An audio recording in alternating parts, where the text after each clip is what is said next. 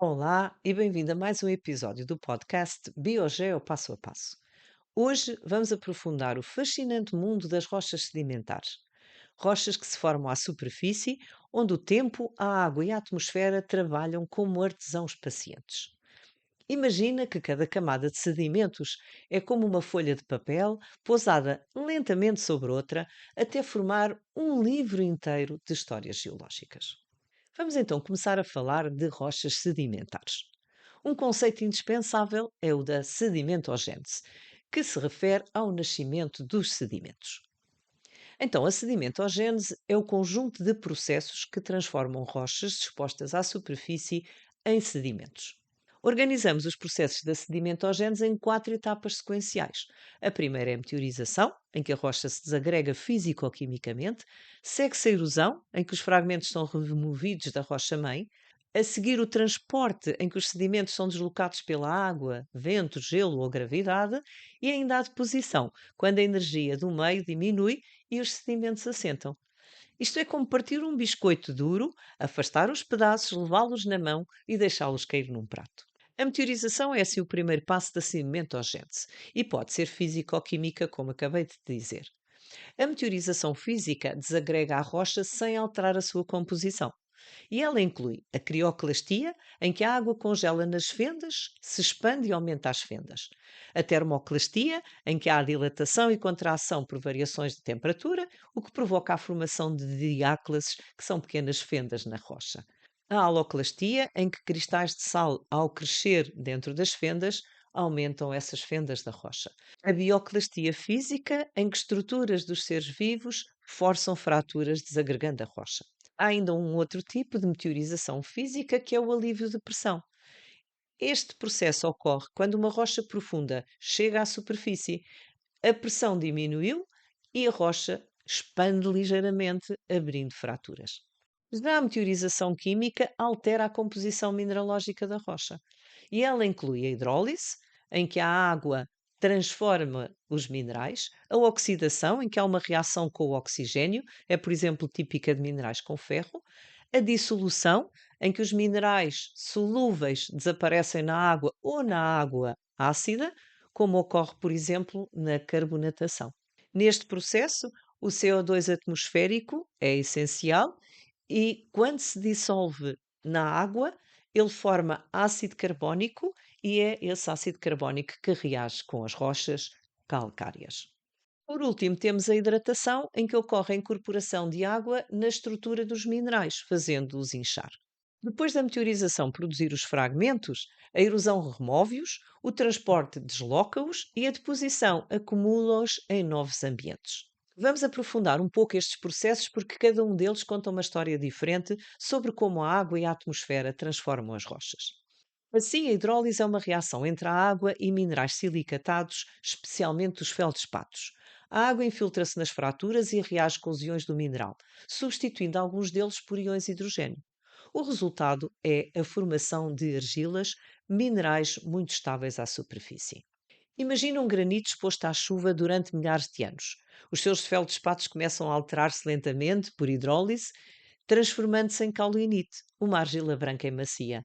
O granito, antes duro e coeso, torna-se friável, quase como um bolo úmido que se desfaz ao toque. A oxidação ocorre quando os minerais enferrujam. A oxidação ocorre realmente quando os minerais ricos em ferro reagem com o oxigênio da atmosfera ou da água. O ferro ferroso, Fe2+, transforma-se em ferro férrico, Fe3+, produzindo óxidos e hidróxidos de ferro, que são os responsáveis pelas cores avermelhadas e acastanhadas de muitos solos e rochas. Pensa num basalto escuro, recém-exposto à superfície. Com o tempo, a superfície adquire tons alaranjados, como se tivesse sido pincelada com ferrugem. Cada grão de olivina ou piroxena está a oxidar, tal como um prego deixado ao ar livre.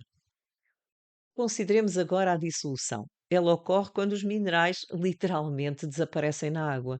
Alguns minerais são naturalmente solúveis em água, outros só são solúveis em água ácida. A halite, o gesso e alguns carbonatos dissolvem-se facilmente em água ou em água ácida. Imagina um afloramento de salgema exposto à chuva. Cada chuvada leva consigo uma pequena parte do mineral. Na carbonatação, um processo particular de dissolução, ocorre então o ataque silencioso do CO2. Ela é uma reação entre o dióxido de carbono dissolvido na água e minerais carbonatados como a calcite.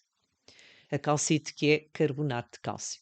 O dióxido de carbono, por exemplo, presente na atmosfera, combina-se com a água, formando ácido carbónico, um ácido fraco, mas persistente, capaz de dissolver lentamente o carbonato de cálcio dos calcários.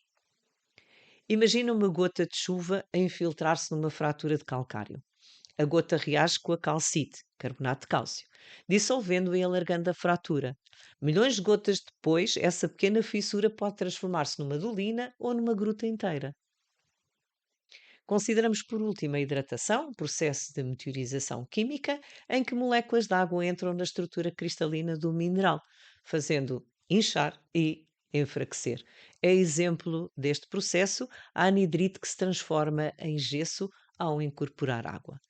Depois da meteorização produzir os fragmentos, a erosão remove-os, o transporte desloca-os e a deposição acumula-os em novos ambientes. Os sedimentos depositam-se em ambientes muito distintos. Em ambientes continentais, como por exemplo rios desertos e glaciares, ambientes de transição, como os deltas, as praias, os estuários e as lagunas, ambientes marinhos, como as plataformas continentais, os taludes e os fundos oceânicos. Cada ambiente sedimentar recebe apenas os sedimentos que foram transportados até lá. Mas quais é que ele deposita? Deposita aqueles que a sua energia já não vai conseguir transportar. Então, eles vão se depositar nesses ambientes sedimentares. Assim, os ambientes de alta energia, como rios de montanha ou praias batidas pelas ondas, acumulam fragmentos grosseiros e não deixam depositar os finos. Têm demasiada energia para que eles se depositem. Já os ambientes calmos, como deltas, lagunas ou mar profundo, deixam assentar apenas as partículas finas, como siltes e argilas, que lá chegaram. Cada ambiente sedimentar funciona como um filtro natural. Os ambientes de alta energia, como rios rápidos ou praias agitadas, só conseguem depositar os fragmentos maiores, enquanto os ambientes tranquilos, como deltas, lagunas ou mar profundo, permitem que as partículas mais finas viajem longe e assentem lentamente. Os sedimentos classificam-se segundo o tamanho das partículas. Balastros, os maiores, com dimensão superior a 2 milímetros. A areia a seguir, depois o silt e os mais finos, a argila, com menos de 0,004 milímetros. Por sua vez, as rochas sedimentares podem ser classificadas segundo a sua origem, isto é, segundo o tipo de material que lhes deu origem e o processo que as formou. Dividem-se em três grandes grupos: as rochas sedimentares detríticas, que se formam a partir de fragmentos de outras rochas, balastros, areias, siltes e argilas, que foram meteorizados, erodidos, transportados e depositados. São rochas que guardam a memória física da rocha-mãe. Dependendo da evolução geológica, estes sedimentos podem surgir ainda soltos, rochas sedimentares não consolidadas ou já transformados em rocha firme, rochas sedimentares consolidadas. Cada rocha sedimentar consolidada tem assim a sua versão não consolidada. Balastros transformam-se em conglomerados ou brechas, areias em arenitos, siltes em siltitos e argilas em argilitos. A diagênese é o processo que funciona como uma prensa natural que compacta e cimenta os sedimentos, transformando então os materiais soltos em rochas sólidas. Assim, a relação entre sedimento e rocha é direta, o que muda é apenas o grau de consolidação. É como construir uma parede com pedaços de tijolo partidos. Cada fragmento vem de um sítio diferente, mas juntos formam algo novo. As rochas sedimentares quimiogénicas formam-se por precipitação química de minerais dissolvidos na água. Aqui a água não transporta fragmentos, transporta íons que depois precipitam e formam rocha, como por exemplo o calcário. Inclui um subgrupo muito importante, o das rochas evaporíticas. Formam-se quando a água evapora e deixa para trás os sais dissolvidos.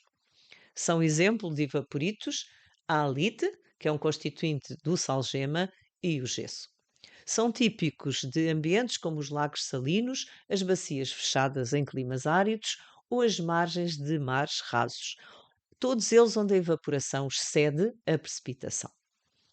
Isto é como deixar um copo de água salgada ao solo. A água desaparece, mas o sal fica cristalizado no fundo. O terceiro tipo de rochas sedimentares é o das rochas sedimentares biogénicas.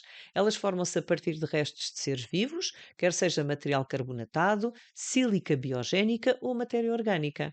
São exemplos deste tipo de rochas os calcários biogénicos, como conchas, corais, algas calcárias, os diatomitos, sílica de diatomáceas, ou o carvão, constituído por matéria vegetal acumulada, compactada e transformada. Como já vimos, há um processo que é a diagênese, que transforma as rochas sedimentares não consolidadas em consolidadas. Este processo de diagênese inclui a compactação, em que o peso das camadas superiores esmaga os sedimentos inferiores, como apertar uma esponja molhada, sai água e os sedimentos aproximam-se. Ocorre cimentação, em que os minerais dissolvidos precipitam e colam os grãos, é como derramar cola entre grãos de areia, e ocorre cristalização, em que é possível a reorganização de alguns minerais, tal como neve que compactada se transforma em gelo. Durante a diagênese, muitos sedimentos carbonatados, como lodos ricos em calcite, por exemplo, transformam-se em calcários através de compactação, cimentação e recristalização. Mas quando estes calcários ficam expostos à superfície, entram numa nova fase da sua história, tornam-se vulneráveis à carbonatação, o tal processo químico impulsionado pelo dióxido de carbono atmosférico. A mesma água que cimentou e recristalizou a rocha no passado, agora começa a dissolvê-la lentamente. A paisagem cárcica é uma paisagem característica destes acontecimentos. Ela forma-se quando a água ácida dissolve calcários, criando grutas, dolinas, algares e vales secos. É como se fosse um queijo suíço esburacado, todo esculpido pela água. Quando a calcite dos calcários se dissolve e é arrastada pela água, os minerais insolúveis que estavam presentes na rocha, ricos em ferro, permanecem e oxidam, formando um solo vermelho. Chama-se esse solo vermelho terra-roça. É como dissolver açúcar misturado com arroz num copo. O que não dissolve fica no fundo. Assim, a química que consolidou a rocha durante a diagênese é a mesma que mais tarde a desfaz e molda a paisagem cárcica. Imagina-te num planalto calcário. A chuva cai, silenciosa, mas carregada de CO2. Cada gota que toca a rocha inicia uma reação lenta, dissolvendo calcite e abrindo pequenas fendas. Com o tempo, essas fendas tornam-se túneis e os túneis tornam-se grutas. No interior, gotas ricas em minerais caem do teto, formando estalactites que crescem como velas de cera. No chão, a terra-roça acumula-se fina e vermelha como pó de tijolo. Milhares de anos depois, este cenário conta a história de uma rocha que primeiro se consolidou pela diagênese e depois foi esculpida pela água e pelo CO2. As rochas sedimentares resultam de uma cadeia contínua de processos que começa com a sedimentogênese, onde a meteorização física e química desagrega as rochas expostas à superfície. A meteorização fragmenta ou altera quimicamente os minerais, preparando o material que será removido pela erosão, transportado e finalmente depositado em diferentes ambientes sedimentares, cada um com energia própria e capaz de selecionar os sedimentos que consegue acumular. Esses sedimentos classificam-se pela sua granulometria e mais tarde dão origem a diferentes tipos de rochas sedimentares. Detríticas, formadas por fragmentos de outras rochas. Quimiogénicas, resultantes da precipitação de minerais, incluindo as evaporíticas. E biogénicas, construídas a partir de restos de seres vivos. A diagênese transforma sedimentos soltos em rochas consolidadas, através de compactação, cimentação e recristalização. Ela é o elo que liga o material solto à rocha sólida. Quando expostas novamente à superfície, especialmente no caso dos calcários, estas rochas entram numa nova fase da sua história. tornam-se vulneráveis à carbonatação, um tipo de dissolução ácida que esculpe paisagens cársticas, com grutas dolinas e vales secos. No fundo, as rochas sedimentares são arquivos naturais. Registam a ação da água, do vento, da vida e do tempo, guardando nas suas camadas pistas sobre ambientes antigos e sobre a própria evolução da Terra. Obrigada por ter estado desse lado. No próximo episódio, vamos completar o trio das rochas e explorar as rochas metamórficas, onde o calor e a pressão reescrevem a história mineralógica. Até lá, continua a olhar para o mundo com curiosidade geológica.